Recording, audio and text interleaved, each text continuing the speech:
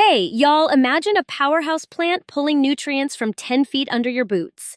It grows 100 tons of green biomass per acre, then converts itself into free fertilizer monthly forever.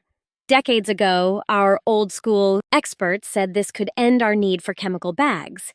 So why did modern farming walk away from this hidden engine of plenty? The truth isn't just about safety scares or big business greed. It's about what happens when profit fights a plant that just wants to give everything away.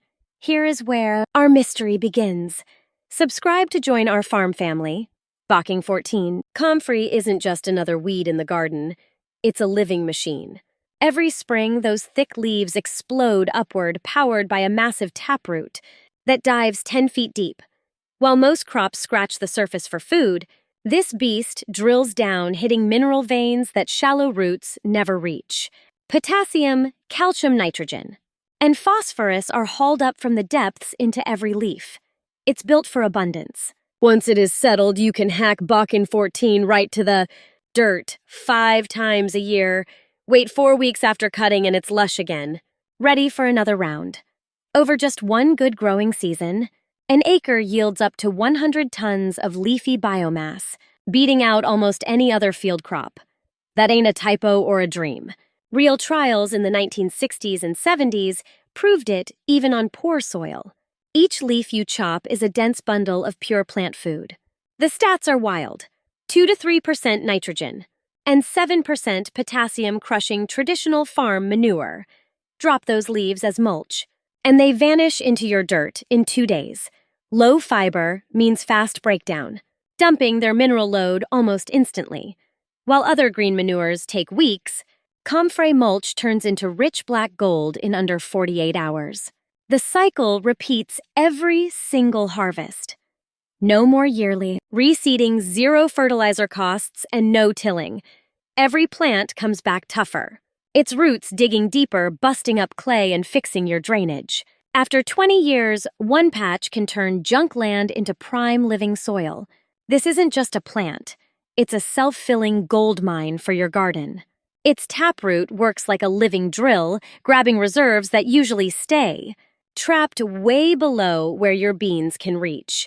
Chop and drop those leaves, hauling those minerals back to the surface over and over again. For a truly sustainable farm, Comfrey is a blueprint that's hard to beat.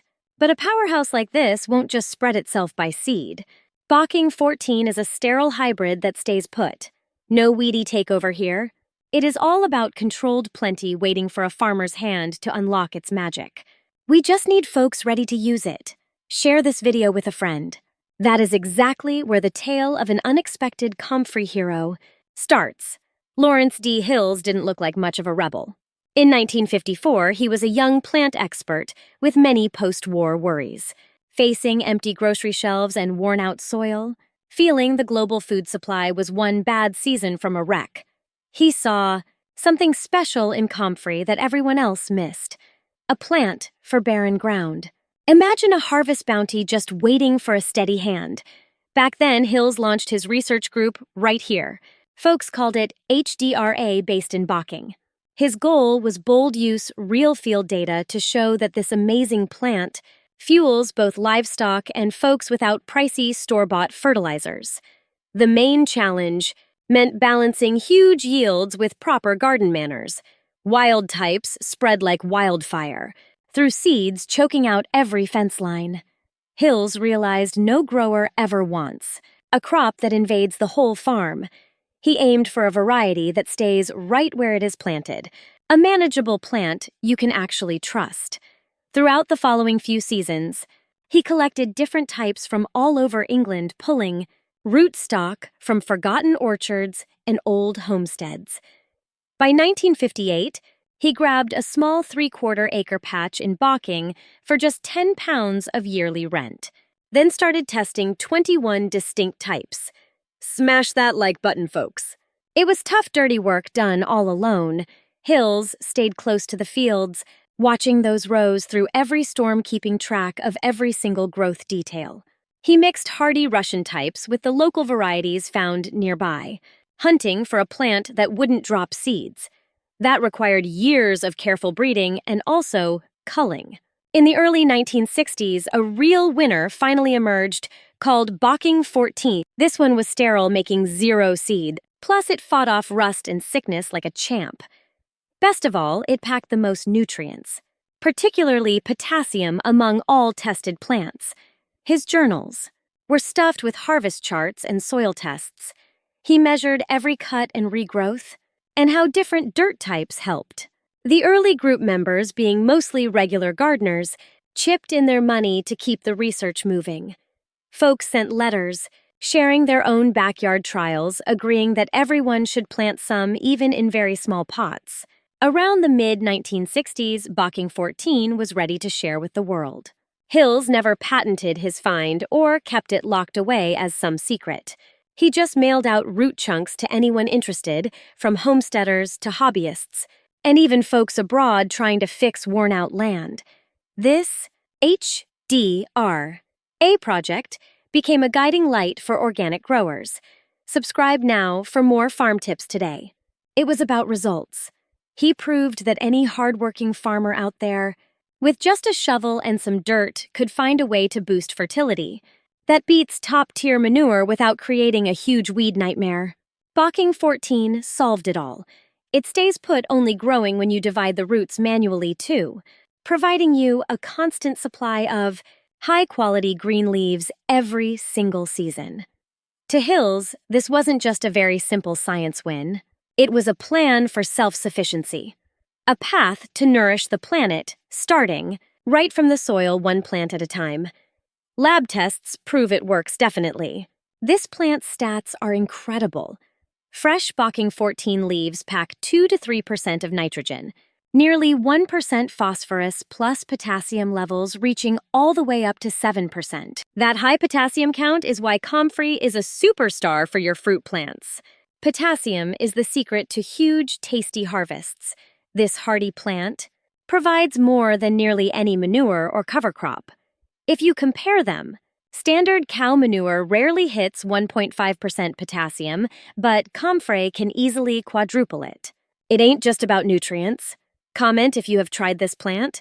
That means all those goodies are ready to work almost instantly. Just drop some leaves on your pile. And within a few hours, that heap starts cooking, jumping by 10, maybe even 15 degrees.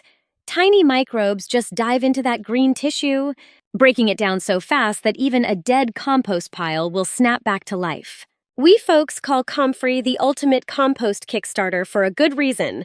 While straw or grass clippings take weeks to rot, these soft, protein-packed leaves vanish in days, feeding the soil and every critter in it. Homegrown liquid feeds tell the same story. Just soak those leaves in water and you will get a dark, stinky gold. Comfrey tea is way richer in potassium than most store-bought tomato fertilizers. Tests prove a standard batch has about 2% nitrogen, 1% phosphorus, and 3% potassium, easily beating those expensive blue crystals sold at the big garden centers. The best part is Comfrey tea is brewed from a plant you grow for. Free, not a bag you have to keep buying. Every trial, every test, every bucket of rot points one way. Subscribe for more farm secrets. Comfrey wins. It actually beats the chemical stuff in the nutrients that really matter for your food crops. That is a fact. The fertilizer giants simply could not ignore. Mid-century farming got swept up in a new promise. The quick factory made shortcut. Synthetic fertilizers arrived in shiny bags, stamped with big numbers and promises of a lazy harvest. The hype was everywhere. On billboards, in glossy magazines, and even in government flyers. Nitrogen, phosphorus, and potassium all weighed out to the gram, ready to be tossed in minutes. No digging, no hauling, no waiting for leaves to rot. In the time it took to sharpen your blade, a gardener could be done feeding an entire row with a scoop of blue powder. Those numbers told their own story. The Haber-Bosch process, born in the early 20th century, could turn thin air into ammonia on an industrial scale with huge energy, but with yields. That promised to feed millions. By the 1960s, this chemistry was sold as pure convenience. Local offices and trade groups hammered, The message home. Why waste an hour cutting and hauling? Comfrey, when you could finish in 5 minutes with a bag. Comment your tips. The math was easy and it favored the store. Industry ads pushed this hard. They promised a future where farming meant less sweat and more certainty, with no surprises from the weather or the weeds, clean hands, clean boots, and perfect results. This was the new dream, the work of managing a living soil. Plant, with all its quirks, was quietly called old-fashioned and a waste of time. In the background, Comfrey and its fans got pushed out of the spotlight, not by force, but by the constant noise of modern progress and ease. The story of farming was being rewritten, and in that new chapter, there was no room for a deep-rooted plant that needed a real gardener. In 2001, the government drew a hard line. Comfrey supplements were pulled away, flagged for having certain alkaloids which are compounds linked to liver damage if you swallow them. The official warnings hit teas and pills, not the plant in your dirt or using it as a mulch. But those scary headlines did the job. Stay tuned to see how we use it safely. Folks back then didn't bother making any distinction. Comfrey's reputation landed it right on those red flag warning lists. And that nasty, toxic label really started to haunt it. In the everyday person's mind, a plant we once called a garden's best friend was suddenly a hazard to avoid. The local nurseries, always worried about a lawsuit, just took the easy way out. Comfrey disappeared from the catalogs and store shelves, not because it actually poisoned the soil, but because the shop owners didn't want to waste time explaining the difference between a banned health supplement and a perfectly safe natural fertilizer. Now, there were never any laws against growing it. No police are coming to fine you for mulching your tomatoes. But man, the chilling effect was real. This plant, which used to be the secret weapon of organic folks, was suddenly seen as radioactive by the mainstream crowd. Now, the science behind the big scare is actually true. Those pyrrolizidine alkaloids are bad news if you eat them in bulk, especially the roots or strong extracts.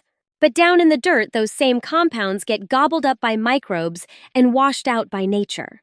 No government office has ever banned using comfrey as a plant food.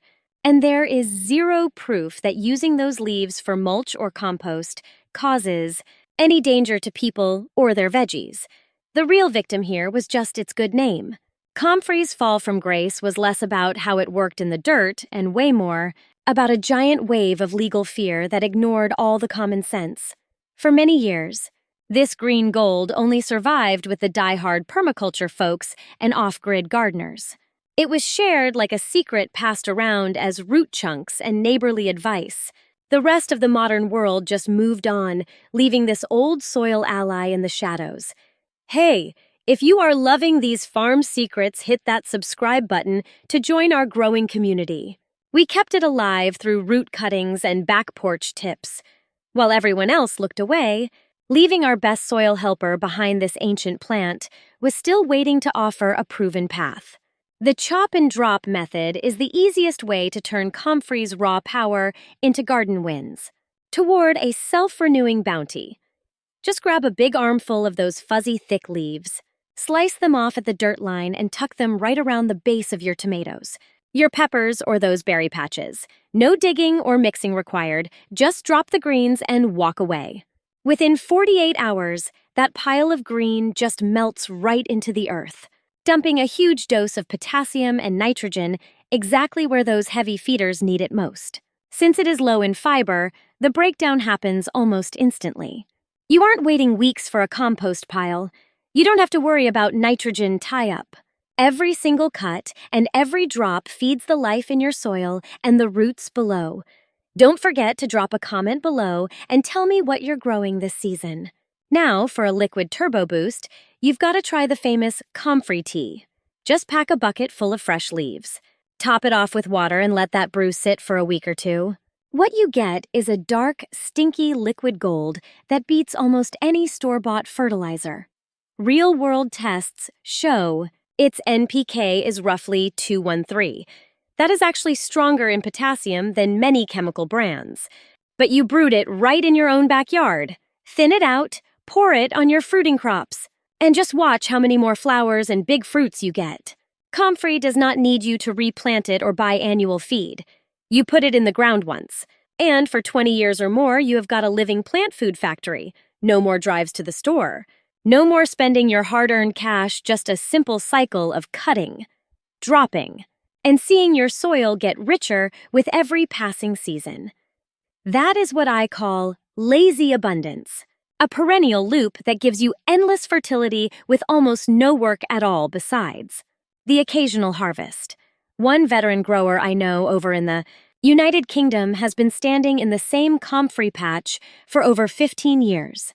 Every single spring, those plants come roaring back without any help at all, giving him up to 5 big harvests every single year. He just runs his hand through those thick leaves. If you want more tips like this, check out our website in the description. Way back when every single bag of feed was a major cost. Now my little orchard saves nearly 2,000 pounds of fertilizer every 10 years. I replaced 12 bags of store-bought chemicals with a simple chop and drop cycle. Just look at the dark, crumbly dirt under my trees here. It is healthier, looser, and full of busy little earthworms. This is real results, folks. It is a gift every year. Over 100 miles away, an urban gardener fills a bucket with green leaves. She ignores the smell. She grows huge tomatoes on her small balcony. The method is easy. Chop those leaves, drop them in pots, and let them feed the soil. For a liquid boost, brew some Comfrey tea. It beats those expensive blue powders from the store. Subscribe for more garden tips. Her costs dropped 70% and her fruit looks amazing. She relies on Comfrey for potassium. No synthetic stuff needed, like this video. A soil scientist is now looking at all the hard data. He says Comfrey mulch or tea has less than 1/10 of the alkaloids found in roots. Soil microbes break those down fast. There is no proof of any toxins in your harvest. The savings for our planet are real. One patch of Comfrey cuts nearly a ton of carbon dioxide over its long life. This isn't just old nostalgia. It is a choice to feed the earth, not some big corporate supply chain. Check out our farm. Fertilizer prices hit record highs while our soil health keeps declining. Don't let fear stop you. No expensive store-bought inputs are needed here. As folks want sustainable food, the big question is not about the plant. It is whether we let old scary stories keep us from planting. What would you risk for some real garden freedom? The power to change your world is right in your own hands.